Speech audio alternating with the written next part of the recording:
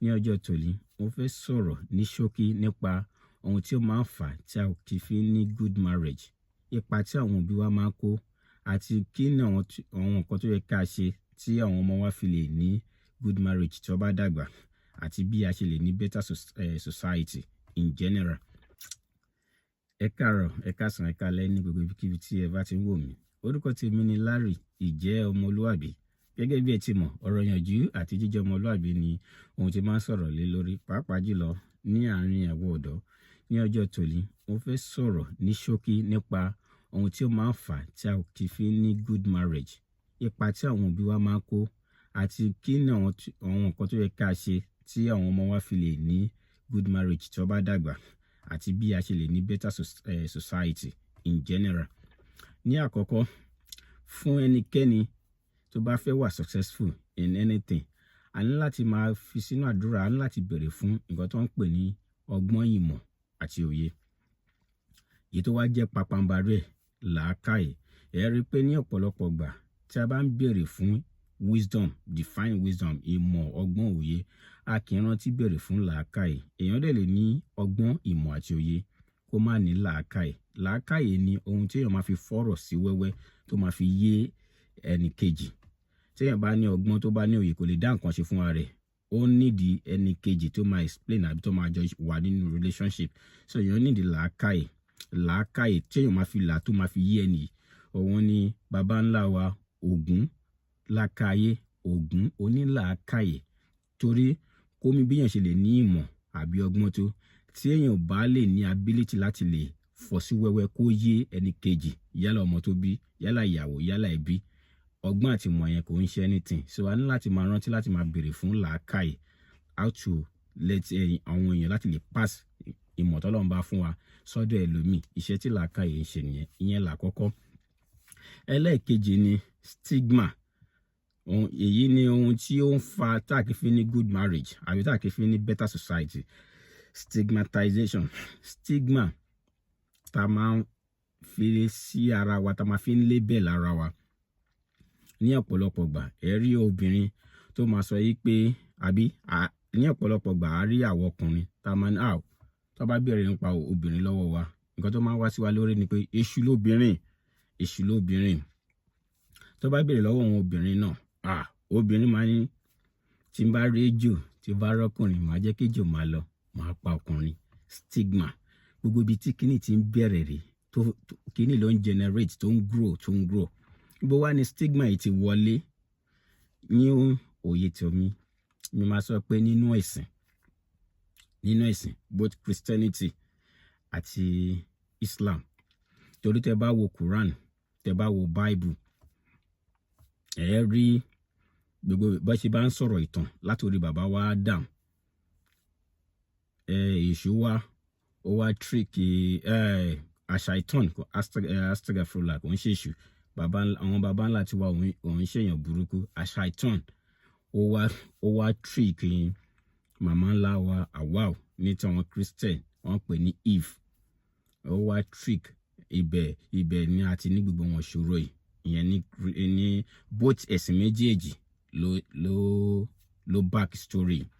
So tá bá tún go deeper, mo ń ṣe anti-religion, Mùsùlùmí ni mí, but tá bá ní ká ṣàlàyé kí nǹkan ilé yé wa, a ní láti go back to the root. A ní láti mọ̀ láti ìpìlẹ̀ṣẹ̀ báwo ni àwọn kìíní ṣe ń wá. So tẹ́ bá wo gbogbo ìtàn nínú Bible, gbogbo ìtàn nínú Quran, ẹ rí pé most of it kò favour àwọn obìnrin. Ìgbà tí Lut, nígbà tí Samson alágbára, ìgbà tí àwọn ìtàn yìí. So stigma ni. So automatically kíní ní nǹkan tó ń ṣe nínú brain wa. So tá bá gbé sínú era tiwa yìí náà, àwọn stigma yìí ló yẹ ká máa wà careful fún. A ní láti mọ bí a ṣe máa yọ wọ́n. Àwọn kíní ló setting sí wa tó fi jẹ́ pé èṣù lóbìnrin. Ọkùnrin ó lọ ń trust ọkùnrin ń ṣe kíní. Ibi táwọn kíní ti bẹ̀rẹ̀ ni. So tí a bá wá sọ pé ìgbéyàwó work, in fairness to àwọn tó wà nínú ìgbéyàwó, most ìgbéyàwó tí ò work, ohun tí kò fi jẹ́ kó work ni issue yìí wá látọ̀dọ̀ àwọn òbí wa. Bí wọ́n ṣe groom wa bí wọ́n ṣe raise wa, àwọn nǹkan tí a bá lọ́wọ́ wọn tí a rí, gbogbo wọn kì í ní stock sí àwa èèyàn lórí. So kí ló jẹ́ kí n sọ èyí ni wípé ọkùnrin tó wọ nínú ìgbéyàwó lọ tó wá tí ìgbéyàwó èèyàn ò wá lọ bó ṣe expect, ó máa nílò obìnrin yẹn ò dáa. In most time ọkùnrin ò ní búra wọn, ọkùnrin ò ní mú fault wọn jáde. Tó dẹ̀ jẹ́ pé ní ìtí mi máa ń sọ ní ọ̀pọ̀lọpọ̀ gbà pé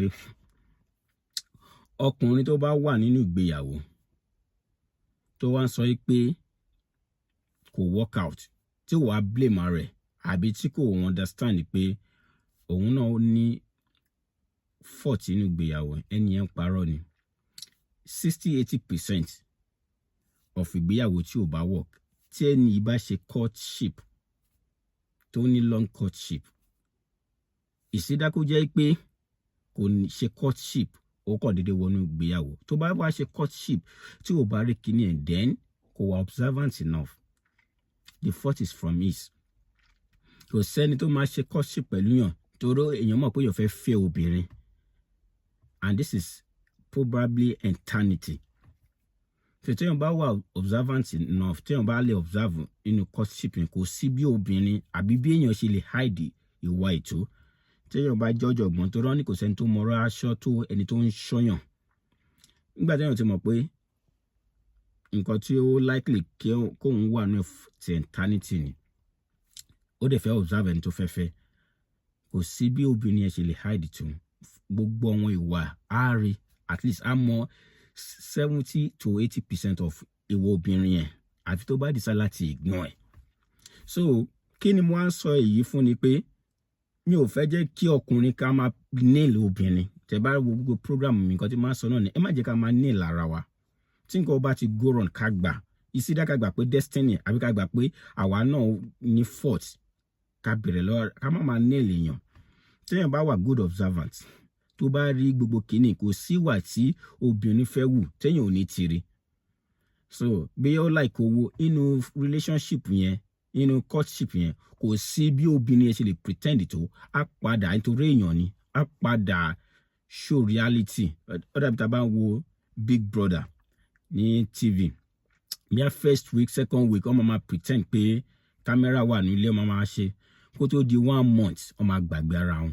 Even àwọn agan ta ní camera nílé tó jẹ́ pé àwa la fix ẹ̀ fúnra wa, ẹ̀rí pé ó máa dé àwọn stages kan tó jẹ́ pé àti ẹ̀ ní rántí, àfi tí wọ́n bá sáré lọ wo inú camera láti lè lọ pé camera ń wò wá. So èèyàn ni ká tó wá sọ pé ẹni tó wà nínú courtship fún bí 1 year or 2 years or more, tọkùnrin yẹn bá sọ pé òun ò mọrú ìyàwó tóun fẹ́, a fẹ́ paint ó yẹ ẹni yẹn bí èèyàn burúkú ni. So a ní láti wà responsible for our deed.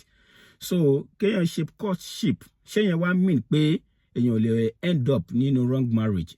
Kò guarantee, but kéèyàn gbà to accept, to have the ability to accept bí a destiny èèyàn nìyẹn, ìyẹn ni fault tọkùnrin tí mi ò ní fi sọ pé kọ́ má jalè obìnrin lórí torí wọ́n jọ wà nù ẹ̀. Ọkùnrin ló máa fẹ́ obìnrin torí pé ó fine, kó má ṣe kinní, gbogbo wọn kinní. Tí ó bá wá padà di pé kò sówó mọ́, a fẹ́ máa sọ pé obìnrin ò dáa. Ẹ jẹ́ ká wà fair, ìyẹn fún ọkùnrin. Fún àwọn obìnrin nínú àwọn ìgbéyàwó,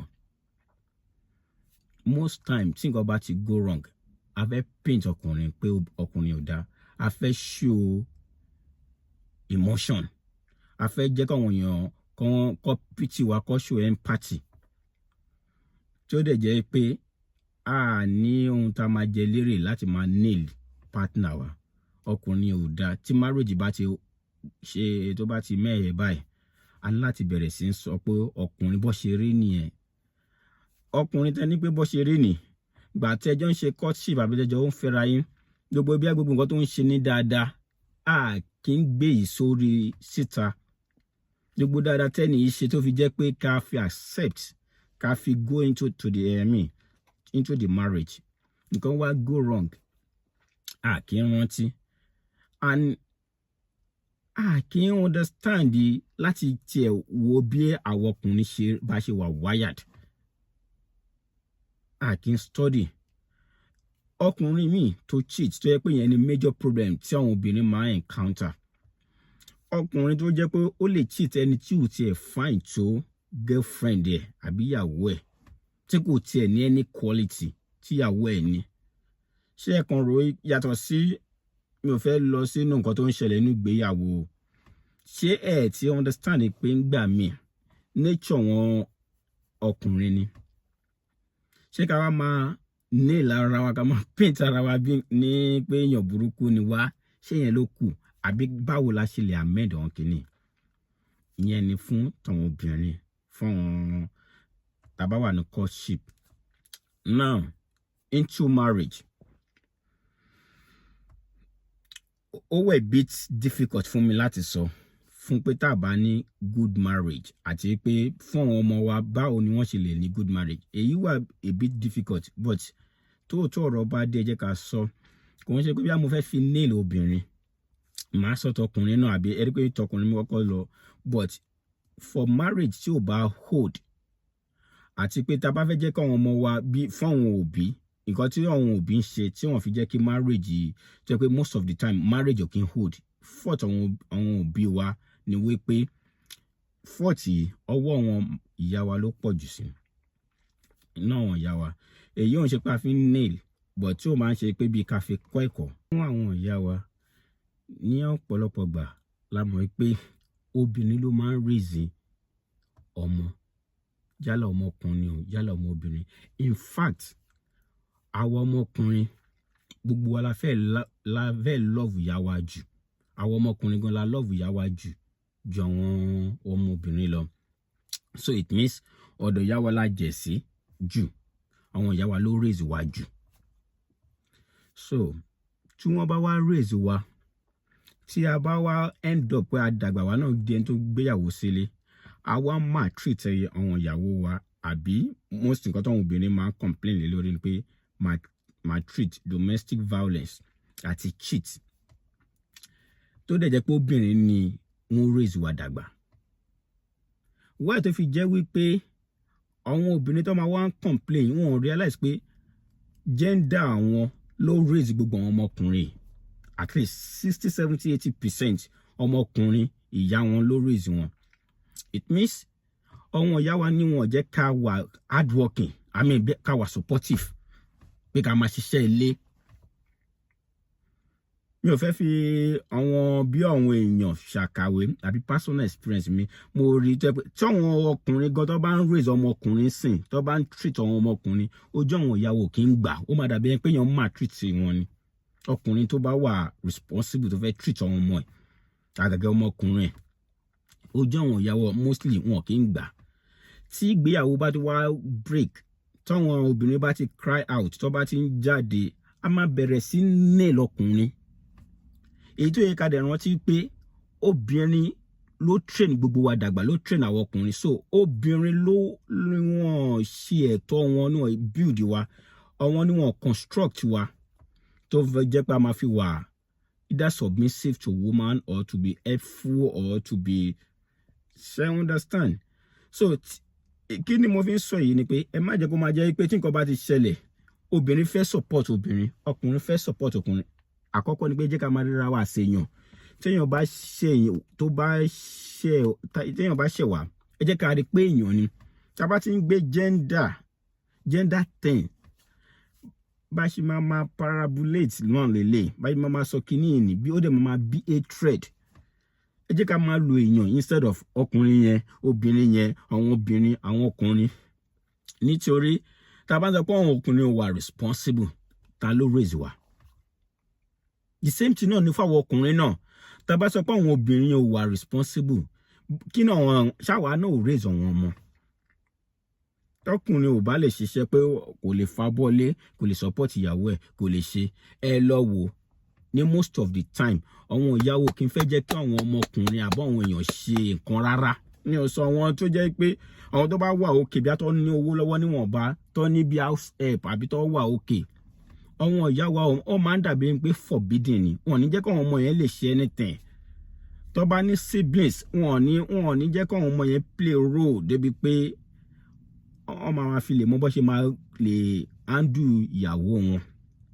tó bá ti wá dàgbà tó bá ti wá fẹ́ra wa tó yẹ pé ojú tèmi fi ń rè nípa tó bá pọ́kùnrin tí bá ti gbọ́ any marriage tó bá break àbí anything tí bá wo fault yẹn ó yẹ ká kọ́kọ́ wo fault ká dẹ̀ rí pé fault ọkùnrin lélẹ̀ bí kọ́kùnrin máa sọ pé obìnrin fóun lẹ́gbàá tó òun ò lówó lọ́wọ́ àbó owó lobìnrin mọ̀ àbí kíní àwa la rí fine girl ta ní kó má ṣiṣẹ́ mọ́ pé fine girl ni àwa la rí obìnrin tá a ti ẹ pé gbogbo nǹkan tó bá ń béèrè à ń láti sọ pé jẹ́ kó wọn understand àwọn kankan wà tó pa wà la kọ̀ọ̀sẹ̀ àwọn ọkùnrin so tí kíní ẹ tẹ́ni ẹ bá play kíní against us mi ò ní bá wọn nílò obìnrin we need to be fair ẹ má jẹ́ ká nílò obìnrin ẹ má jẹ́ ká set a trade láàrin ara bẹ́ẹ̀ ni pé èṣù lóbìnrin èṣù lọkùnrin kíní fault tí marriage tó bá break tó bá jẹ́ fault àwọn obìnrin kódà tó bá pọ́kùnrin ṣe nǹkan kan kí ni fault yẹn tẹ́ bá wò ta ló train àwọn kíní àwọn ọkùnrin àwọn obìnrin àwọn ìyá wa ló train wa dàgbà so majorly fault yẹn àwọn obìnrin ni wọn bó ṣe lè train ọmọ láti lè jẹ́ kí tó bá dàgbà kó wà helpful fún ìyàwó tó bá fẹ́ so ẹ wá rí nsìn obìnrin tó train ọmọ tí ọmọ yẹn bá wá fẹ́ yàwó ìyá ti wá di ìyá nsìn ó ti di grandma àbí grandpa ìyá fẹ́ defend ọmọ ọkùnrin rẹ̀ kò kí ẹ̀ nípa ro ìyàwó tó bá fẹ́ o má pọ̀ ọmọ mi fún mi ló wọn máa sọ so ọmọbìnrin tó dẹ̀ fẹ́ yẹn inú òyìn ò ní dùn tí yẹn náà bá ti train tó bá pọ̀ ti jọ bímọ kan ìyẹn náà tún train ọmọ tiẹ̀ bó ṣe wù ú tó jẹ́ pé kò ní lè ṣe ìyẹn náà tún ọmọ tìyẹn náà tún dàgbà ìyá náà tún fẹ́ protect ọmọ á tún end up ṣe nǹkan tí ó dá fún another obìnrin so tá a bá lè understand kíní pé kò ń ṣe pé àwọn aliens àbáwọn kan ló train àwọn ọkùnrin tá a fi ya pòkì báyìí àbáwọn aliens àbáwọn èèyàn kan ló train àwọn obìnrin tó fi ya pòkì láàrin ara wa interchange àwa náà là ṣe dáadáa láàrin ara wa la fi ń ná àwọn issue tá a bá ti lè understand ẹ̀ a máa lè get solution kí wá ní solution sì ni wípé fún àwọn òbí tọ́nà ọmọ lọ́dọ̀ tó dẹ̀ fẹ́ kí ọmọ yẹn ní good marital life kọ́ ní obìnrin tó dá lọ́dọ̀ kọ́ ní ọkùnrin tó dá lọ́dọ̀ àwọn tó jẹ́ ìyàwó lẹ́sìn tó bá ti bímọ kó bẹ̀rẹ̀ sí treat ọkọ wọn nicely àbámu ṣe fẹ́ treat ọkọ tí ò wà nice mi kìíní kan dìbọn bàbá ṣe máa treat ọkọ indirectly ọmọ tá a bí mirror ni ó ti ń wo gbogbo kìíní ẹ̀ kò sí nǹkan tẹ́ fẹ́ fi kọ́ because society àti àwọn òbí parent náà ló máa form ọmọ ibi tẹ́yàn gbé